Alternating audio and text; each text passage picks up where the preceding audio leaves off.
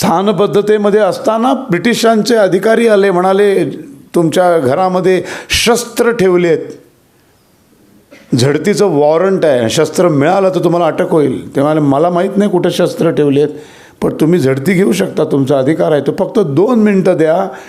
तर तुम्हाला वाटत असेल की या दरवाजापासून मागच्या दरवाजापर्यंत माझं घर आहे, तर नाही, पुढचं अंगण आहे, 1 मिनिट थांबा. आणि बायकोला म्हणाले पटकन जा, 7-12चा उतारा घेऊन ये आणि आपल्या घराचा नकाशा आणि त्यांच्या हातात दे, कुठून कुठं आपल्या घराच्या सीमा आहेत त्यांना कळू दे, काय खोदायचं खोदू दे, बाहेर चटई घाल, अंगणात बसू आपण. सावरकरांची बायको आहे ती.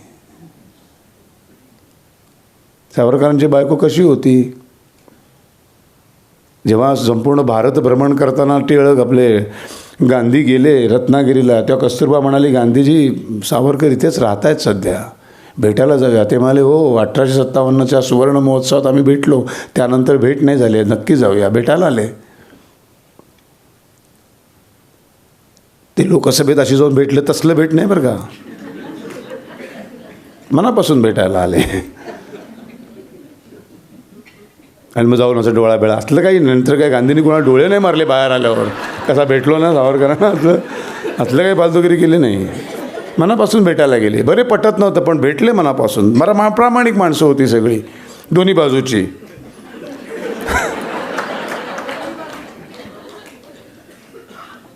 दीड तास सगळं झालं, चर्चा बिर्चा झाली, ते 1.5 तास बसले वरती. शेवटी दोघांचं ध्येय एकच होतं ना, देश स्वतंत्र झाला पाहिजे. एकत्र काही करता येते का? पण नाही. इतका विरोधाभास होता की रेल्वेच्या रुळांसारखे होते दोघंजणं.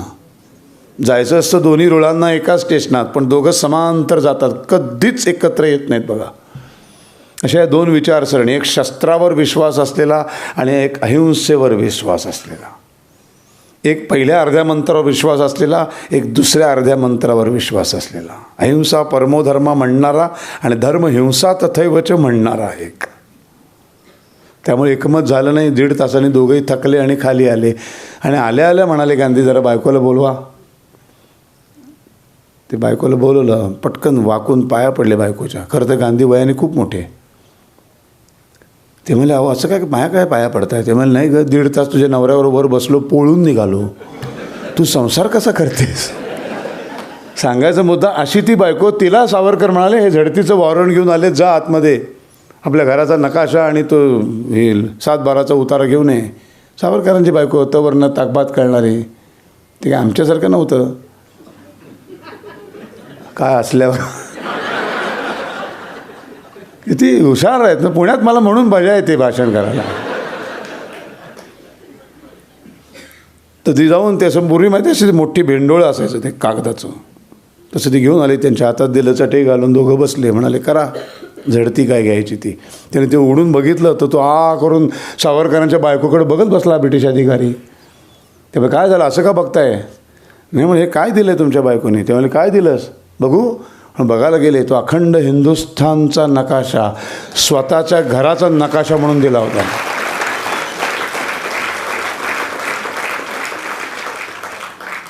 ही सगळी व्याख्यानं होतात.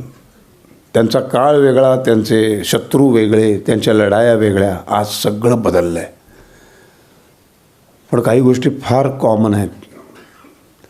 ती ही कॉमन गोष्ट आहे, आपल्या घराचा नकाशा. हा फरक आहे त्यांच्यात, त्यांच्या बायकोमध्ये, आपल्यामध्ये. आपल्याला विचारलं तुमच्या घराचा नकाशा, 722 स्क्वेअर फीट, 3 BHK, जिथं स्टेट बँक ऑफ इंडियाचं होम लोन संपतं, त्या उंबरठ्याच्या बाहेर आमचं घर नाही. बाहेर कोपऱ्यात थुंका, काय वाटेल ते करा. माली काही सोसायट्यांनी असे ते देवांच्या टाईल्स मिळतात हल्ली, दत्त हनुमान बिनुमान, ते कोपऱ्यात थुंकू नये म्हणून आम्ही त्यांचे बाप आहोत. तिच्या आईला त्या मारुती आणि दत्ताच्या मध्ये धार मारतो, कारण आम्हाला माझा उंबरठा, जिथे माझं स्टेट बँक ऑफ इंडियाचं होम लोन संपतं, त्याच्या बाहेरची एक फरशी पण मला माझी वाटतच नाही. हा आपला आणि त्यांच्यामधला फार मोठा फरक आहे. राष्ट्राय स्वाहा.